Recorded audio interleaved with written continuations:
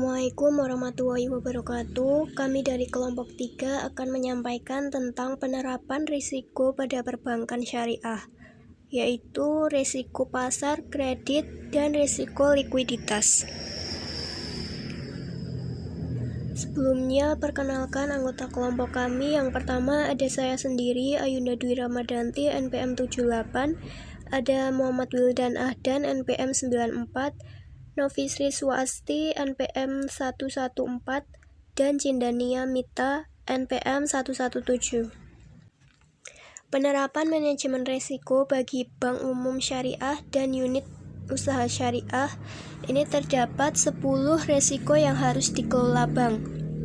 Nah, 10 risiko ini antara lain yaitu risiko kredit, risiko pasar, risiko operasional, risiko likuiditas, risiko kepatuhan, risiko hukum, risiko reputasi, risiko strategis, risiko imbal hasil, dan risiko investasi.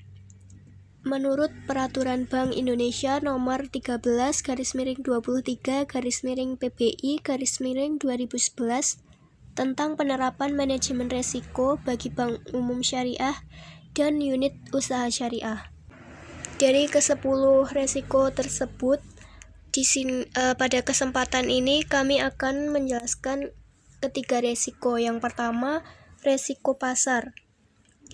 Risiko pasar adalah risiko kerugian yang terjadi pada portofolio yang dimiliki oleh bank akibat adanya pergerakan variabel pasar atau adverse movement berupa nilai tukar dan suku bunga.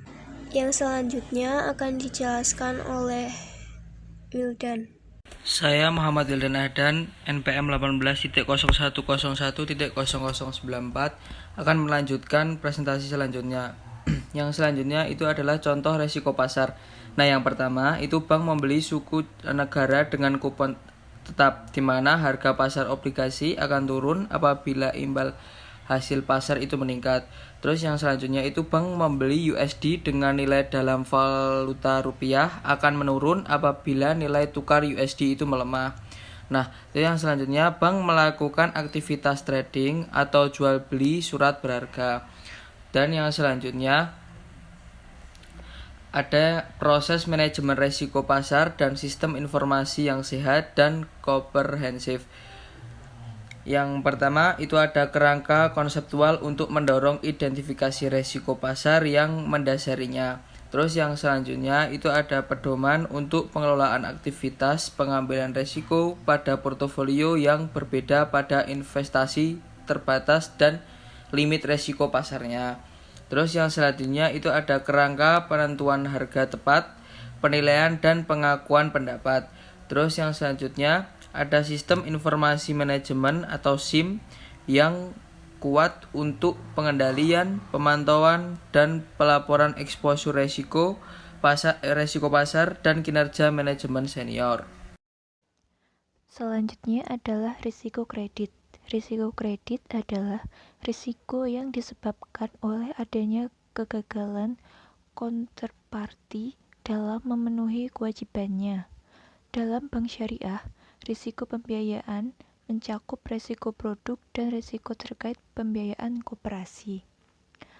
Penyebab utama terjadinya risiko kredit adalah terlalu mudahnya bank memberikan pinjaman atau melakukan investasi karena terlalu dituntut untuk memanfaatkan kelebihan likuiditas, sehingga penilaian kredit kurang cermat dalam mengantisipasi berbagai kemungkinan risiko usaha yang dibiayai.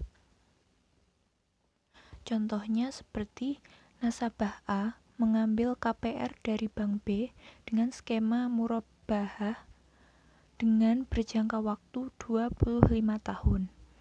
Pada tahun pertama sampai tahun keempat, nasabah tersebut masih lancar dalam membayar angsuran.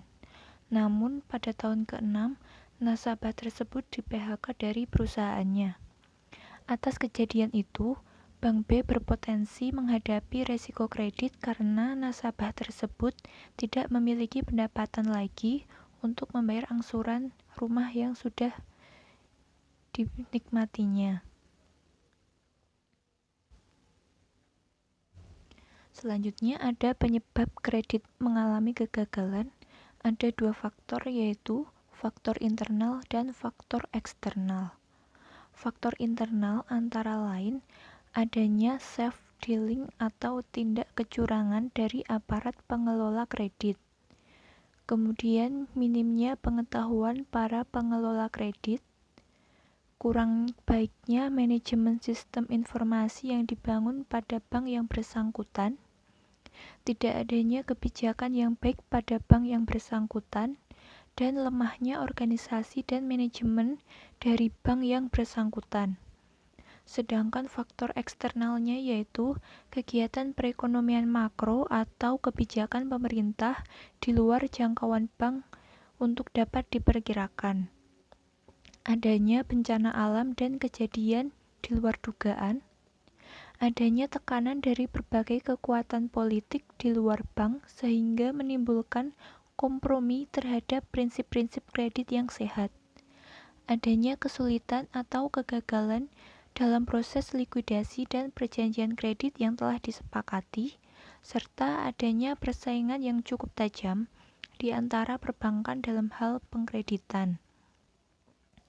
Risiko tersebut dapat ditekankan dengan cara memberi batas wewenang keputusan kredit bagi setiap pengkreditan berdasarkan kapabilitasnya dan batas jumlah kredit yang dapat diberikan kepada si pengusaha atau perusahaan tertentu. Yang selanjutnya, perkenalkan, nama saya Cindania Mita Harun, NPM 1801010117. Selanjutnya yaitu resiko likuiditas, yaitu resiko yang antara lain disebabkan oleh ketidakmampuan bank untuk memenuhi kewajibannya pada saat jatuh tempo. Yang selanjutnya yaitu faktor yang menyebabkan bank syariah juga menghadapi resiko likuiditas. Yang pertama ada turunnya kepercayaan nasabah dalam sistem perbankan, khususnya perbankan syariah. Yang kedua, kebergantungan pada kelompok deposan. Yang ketiga, keterbatasan instrumen keuangan untuk solusi likuiditas. Yang keempat, mismatching antara dana jangka pendek dengan pembiayaan jangka panjang. Yang kelima, bagi hasil antara bank kurang menarik karena financial settlement-nya yang harus menunggu selesai perhitungan cash basis pendapatan bank yang biasanya baru terlaksana pada akhir bulan. Dan yang terakhir, yaitu di dalam kontrak mudharabah memungkinkan nasabah untuk menarik dananya kapan saja tanpa pemberitahuan terlebih dahulu. Demikian presentasi kelompok kami.